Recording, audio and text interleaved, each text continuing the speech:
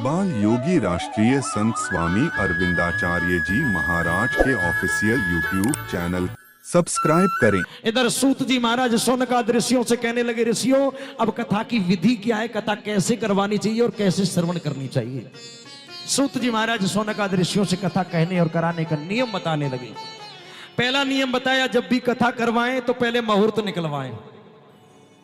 और जो हमारे कमेटी जी वाले और हरकेश जी और ये भाटी जी और ये सब गुप्ता जी बड़े चालाक हैं साहब। इन्होंने कहा कि कुछ मुहूर्त ऐसे हैं, 4 मुहूर्त ऐसे हैं जिनमें किसी को पूछने की जरूरत नहीं, कथा शुरू करवा दो। कल दशहरे का जो मुहूर्त है ना, इसमें किसी को पूछने की आवश्यकता।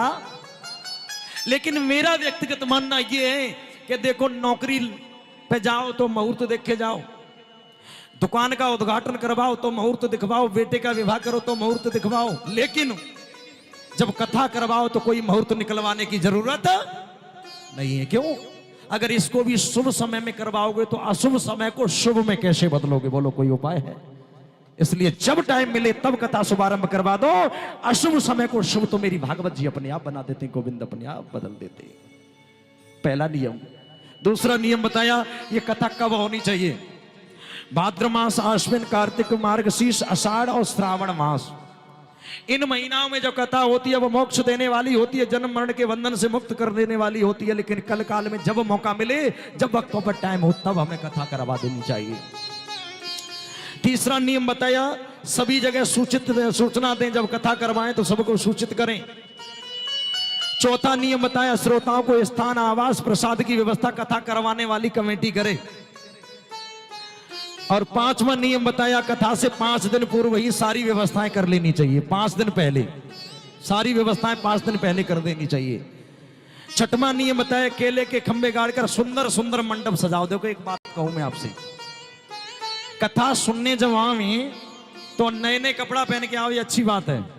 अब बात थोड़ी कड़वी है, नए नए कपड़ा पहन के आओ ये अच्छी बात है, लेकिन कथा में कभी भी श्रृंगार करके कथा सुनने नहीं जाना चाहिए। श्रृंगार तो पति के लिए होता है, श्रृंगार सदैव घर में करना चाहिए।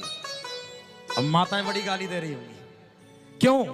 नाम तुम्हारा तारनहारा, कब तेरा दर्शन होगा, और जिसकी रचना इतनी सुंदर वो कितना सुंदर होगा। बोलो, जिसने हमें इतना सुंदर बनाया वो बनाने वाला कितना सुंदर होगा।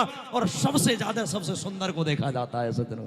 लेकिन आज थोड़ो सो भगवान रूप दे दे, या लगते सेल्फी, या लगते सेल्फी, या लंग को मोटेड़ो करेंगे कभी, या लंग को मोटेड़ो करने। देखो, 2 मुट्ठी राखी बनेगी सज्जनों, जाना संसार को छोड़ करके है, संसार को छोड़ करके। तीसरा नियम, 7वां नियम बताया, सुंदर आसन की व्यवस्था करें। देखो, ये हमारे मैनेजमेंट के जो कार्यकर्ता हैं, उन्होंने ये सुंदर सुंदर आसन लगवाए, लेकिन अपने घर से अपना बिछौना जरूर लाएं, थोड़ा सा आसन लेके आए, क्योंकि यहाँ पर हमारी राधा जी, हनुमान जी विराजमान होते हैं, उनकी गोद में बैठ करके कथा सुनते हैं, तो हमारे भगवान गंदगी में न बैठे।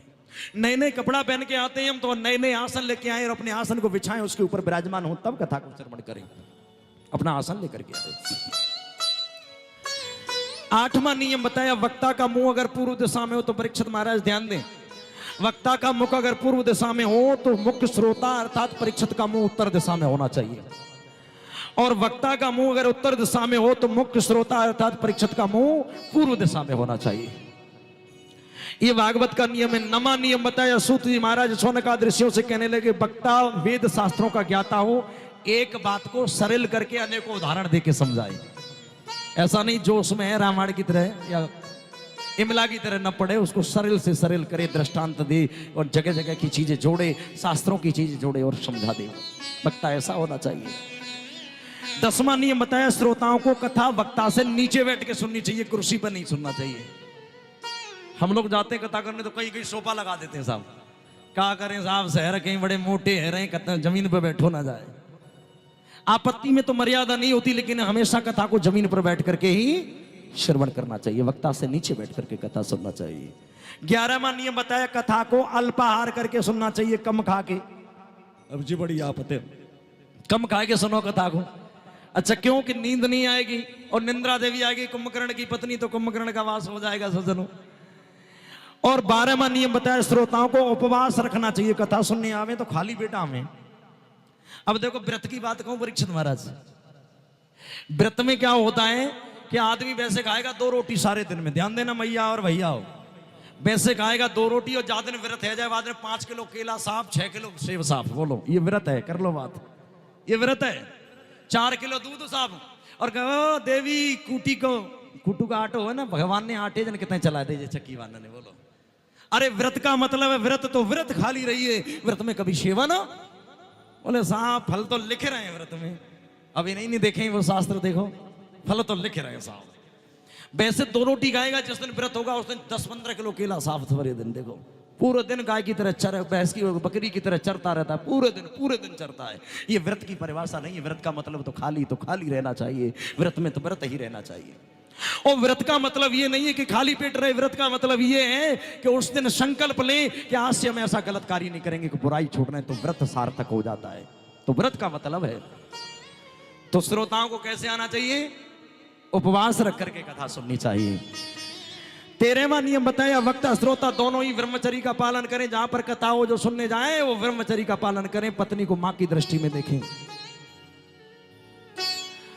14वां नियम बताया, पत्तल पर भोजन करें, बर्तन में भोजन ना करें। जहां कथा हो वो पत्तल पर भोजन खाए। 15वां नियम बताया, किसी को झूठा भोजन न दें। और 16वां नियम बताया, कथा विश्राम के बाद भागवत जी की मूल पोथी का पूजन करके अवश्य जाएं। पुष्पांजलि बोल करके या प्रणाम करके भागवत जी को अवश्य जाएं। 17वां नियम बताया, वक्ता को यथाशक्ति दक्षिणा दें। अब आ गई पैसा की बात। अब पैसा की बात आ गई तो एक बात मैं आपसे कहूं, देखो दक्षिणा तो लिखा है, लेकिन ये नहीं लिखा है कि आप मुझे 11 रुपये दो या 501 दो या 11,000 दो। अगर आप मुझे 1 रुपया दोगे तो भी पुण्य उतना ही मिलेगा, और 1 लाख दोगे तो भी पुण्य उतना ही। बोलो तुम्हारा भाव होना चाहिए। ऐसा नहीं है मैं अड़ जाऊं ना साहब, वो तो 11,000 चाहिए, 21,000, 51,000 चाहिए। नहीं नहीं, जो श्रोता और जो यजमान मुट्ठी बांध करके दे दे वक्ता को श्रोधार्य कर लेना चाहिए। उसी से वक्ता और श्रोताओं का दोनों का कल्याण हो जाता है। कभी दक्षिणा लिखी है, दक्षिणा में 1 लौंग भी दे सकता है आदमी, नहीं है तो पानी भी पिला सकता है और पैसा भी दे सकता है, पुण्य बराबर मिलेगा सज्जनों। तो दक्षिणा अवश्य देनी। अच्छा देखो कथा सुन भी आवे तो न खाली हाथ आवे, न खाली हाथ कछनो कछ लेके आओ। अरे कछना है तो फूल ले आओ, फूल ना है तो प्रसाद लाओ, प्रसादू ना है तो लौंग ले आओ, लौंग ना हो तो नमक मिर्ची ले आओ जो घर में है, पर लेके आओ। और न खाली हाथ जाना चाहिए और न खाली हाथ आना चाहिए, भागवत का नियम है। 18वां नियम बताया, वक्ता कथा को कभी तय करके ना करे। देखो अब ये इंस्ट्रूमेंट परवार है, इनका तो बीवी बच्चे, इनको तो पालना ही और कमाना है, खिलाना है। पर अपन तो सन्यासी हैं, यहाँ दे दोगे तो आगे चल जाएंगे, आगे दे दोगे तो आगे चल जाएंगे, नहीं तो जयराम जी की पढ़े वाह वाह रे मौज फकीरन की। समझे सज्जनों?